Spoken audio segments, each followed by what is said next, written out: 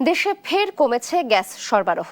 এতে রাজধানীর বেশিরভাগ ফিলিং স্টেশনে বেড়েছে যানবাহনের চাপ। দীর্ঘ লাইনে দাঁড়িয়ে গ্যাস না পেয়ে বিপাকে সিএনজি চালিত যানবাহনের চালকরা।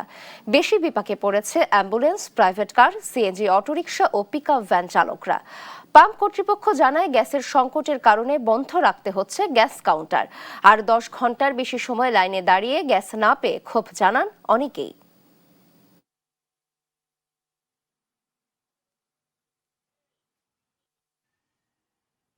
ইদানিং কয়েকটা দিন ধরে আমরা এই গ্যাসের জন্য খুব কষ্ট করতে আছি। তো রাত 2:30 বাজে গাড়ি আমরা সিরিয়াল দিছি, এই বাংলা মোটর থেকে সিরিয়াল দিছি, ঘুরতে ঘুরতে এই পাম্পের সামনে প্রায় আসছে, এখনো গ্যাস নিতে পারি নাই। রাজধানী সহ সারা দেশে ফের বাড়ছে গ্যাস সংকট। ফিলিং স্টেশনে বাড়ছে যানবাহনের ভিড়। পরিস্থিতি জানাতে সরাসরি যুক্ত হচ্ছে সহকর্মী এইচ হিমেল। হিমেল, গ্যাস সরবরাহ নিয়ে এখনকার পরিস্থিতি কেমন দেখছেন এবং চালক ও পাম্প কর্তৃপক্ষরা কি বলছে জানাবেন।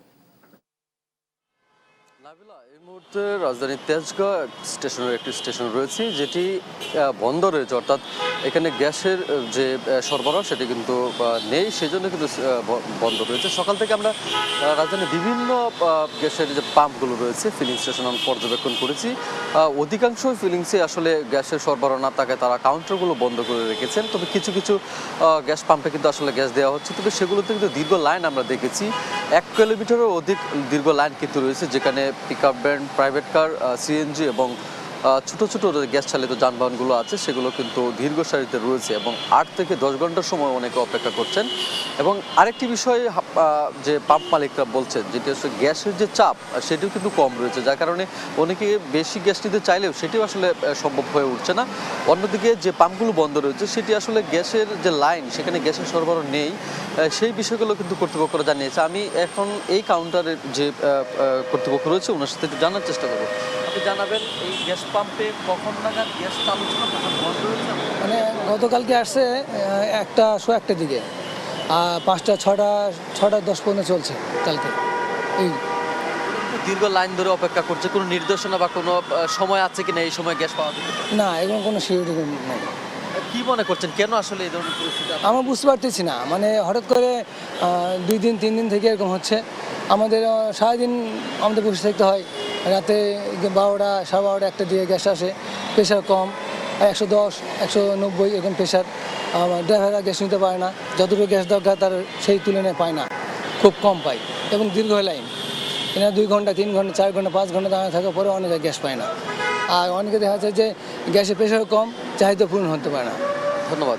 যেমনটি বলছিলেন উনি, আসলে গ্যাসের যে সরবরাহ, সেই সরবরাহ ব্যাহত হওয়ার কারণেই মূলত এই ধরনের পরিস্থিতির সৃষ্টি হয়েছে। আসলে ওনারাও আসলে ঠিক সঠিক কারণটি বলতে পারছে না। তবে আমরা জ্বালানি মন্ত্রণালয় থেকে যেটি জানতে পেরেছি যে বৈরী আবহাওয়ার কারণে যে কার্গোগুলো রয়েছে সেই কার্গোগুলো টার্মিনালে ঠিকভাবে আসলে পৌঁছাতে পারেনি, সে কারণে আসলে গ্যাসের যে খালাস সেটি আসলে করা যাচ্ছে না, সে কারণে আসলে এরকম পরিস্থিতির সৃষ্টি হয়েছে। আপনি জানেন যে গত বৃহস্পতিবার থেকে সোমবার পর্যন্ত গ্যাসের সরবরাহ ঠিক ছিল, তবে সোমবার থেকে কিন্তু আজ বৃহস্পতিবার এই 4 দিন কিন্তু আবারও আসলে এই গ্যাসের সংকট দেখা দিয়েছে। তবে গতকাল গতকাল জ্বালানি মন্ত্রণালয় থেকে যেটি জানানো হয়েছে যে 2-1 দিনের মধ্যে এই সংকট কেটে যাবে। ইতিমধ্যে গ্যাসের যে কার্গো রয়েছে, অর্থাৎ জাহাজ রয়েছে, সেইখান থেকে গ্যাস খালাস করা হচ্ছে এবং সরবরাহ দ্রুতই এই সংকট কেটে যাবে, তেমনটি কিন্তু মন্ত্রণালয় থেকে জানানো হয়েছে। অন্যদিকে আমরা যেটি জানতে পেরেছি যে এই গ্যাস সংকট মোকাবেলায় আগামী এই বছর থেকে 2026 থেকে 2038 সাল পর্যন্ত 223টি কার্গো গ্যাসের অনুমোদন পেয়েছে সরকার, যেখানে যুক্তরাজ্য এবং হংকং এবং ওমান থেকে আসলে তারা সরকার গ্যাস কিন্তু আসলে সরবরাহ করতে পারবে, সেই অনুমোদন কিন্তু পেয়েছে। তবে এই সংকট কাটানোর জন্য ইতিমধ্যে কিন্তু টার্মিনালগুলোতে আসলে কার্গো গ্যাস পৌঁছেছে এবং সেখান থেকে গ্যাস খালাস করা হচ্ছে এবং এই সংকট কেটে যাবে, তেমনটি জানানো হয়েছে। তবে আজ জ্বালানি মন্ত্রী রাজধানীর ব্র্যাক সেন্টারে সিপিডির একটি গ্যাস সংকটের একটি সেমিনারে কিন্তু তিনি বলেছেন যে বিগত সরকারের সময় আসলে আমদানি নির্ভরতা বেশি থাকার কারণে এই ধরনের পরিস্থিতির সৃষ্টি হয়েছে, যেখানে আসলে দেশে গ্যাসের যে সরবরাহ সেটা কিন্তু ব্যাহত হয়েছে।